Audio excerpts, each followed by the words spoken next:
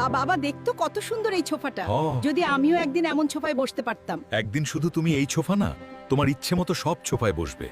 এই ভিখারির দল, এখনই আমার শোরুম থেকে বের হয়ে যাও।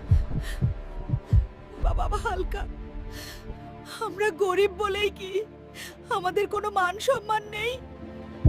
আজ তোমার সাথে যা হয়েছে এর প্রতিশোধ আমি নেবই। আমি এত টাকা ইনকাম করব, ওরা টাকা গুনতে গুনতে থুতু শুকিয়ে যাবে।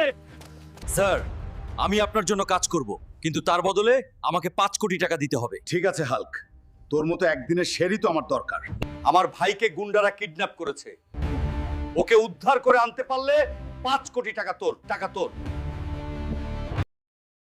আজ থেকে এই শোরুমটা আমার, আর এই শোরুমের সব সোফা তোমার। যদি তুমি তোমার মাকে মন থেকে ভালোবাসো, তাহলে এখনই চ্যানেলটা সাবস্ক্রাইব করো।